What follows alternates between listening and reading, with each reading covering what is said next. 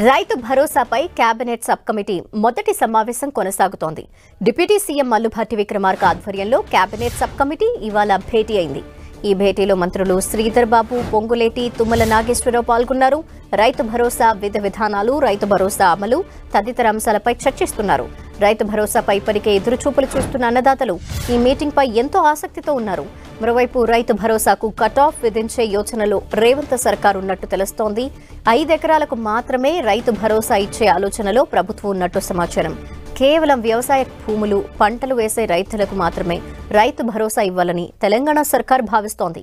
ఎకరాకు ఏడాదికి 15,000 రూపాయల రైతు భరోసా ఇస్తామని ఎన్నికల్లో కాంగ్రెస్ హామీ ఇచ్చింది. Deputy CM Bhatti Vikramarka committee ఇచ్చే నివేదిక ఆధారంగా రైతు భరోసాపై తెలంగాణ సర్కార్ నిర్ణయం తీసుకోనుంది. ఇప్పటికే రైతులు, రైతు సంఘాల నాయకులు, వివిధ వర్గాల వారి అభిప్రాయాలు తీసుకున్న ప్రభుత్వం రైతు భరోసాపై కీలక నిర్ణయం తీసుకోవాలని భావిస్తోంది.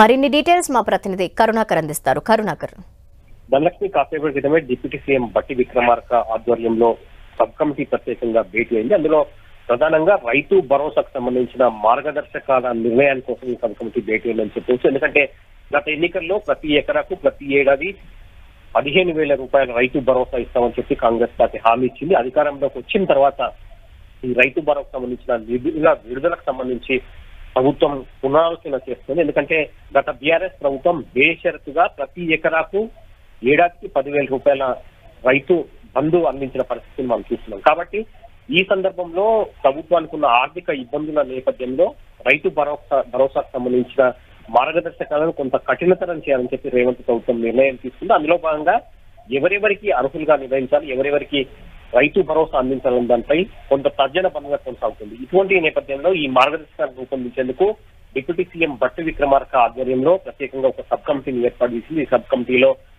పొంగులేటి శ్రీనివాస్ రెడ్డి, శ్రీధర్ బాబు, తుమ్మల నాగేశ్వరరావు ఈ ముగ్గురు ఈ సభ్యులుగా ఉన్నారు. ఈ సభ్యులకు సంబంధించిన కమిటీ కాసేపటి క్రితంగా సచివాలయంలో భేటీ అయింది.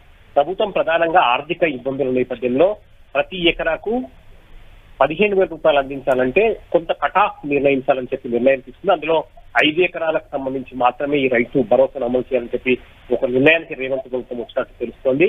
ఈ క్రమంలో దీనికి సంబంధించిన నియమ నిబంధనలు ఏ విధంగా ఉండాలని దానిపై ఒక నిర్ణయం తీసుకునే అవకాశం కనిపిస్తుంది. దాంతో పాటు గత బీఆర్ఎస్ ప్రభుత్వం ప్రతి ఎకరాకు అంటే పంటలు వేసినా వేయకపోయినా వ్యవసాయ భూములు, వ్యవసాయేతర భూములకు కూడా గత బీఆర్ఎస్ ప్రభుత్వం రైతు బంధువులు అందించింది. కానీ ఈసారి మాత్రం ఖచ్చితంగా పంటలు వేసి వ్యవసాయానికి అనుకూలంగా ఉన్న పొలంలో ఎవరైతే పంటలు సాగు చేస్తున్నారో వారికి మాత్రమే రైతు భరోసా అందించాలని చెప్పి ఒక నిర్ణయానికి వచ్చినట్టు తెలుస్తుంది. కాబట్టి ఇటువంటి అంశాలన్నిటిపైన ఈ రోజు ఈ భట్టి విక్రమార్క ఆధ్వర్యంలో భేటీ అయిన మినిస్టర్ల సబ్ కమిటీ ఒక నిర్ణయం తీసుకునే అవకాశం కనిపిస్తుంది. అయితే ఈ రోజుకు ఈ నిర్ణయం వెలువడే అవకాశం కనిపించట్లేదు.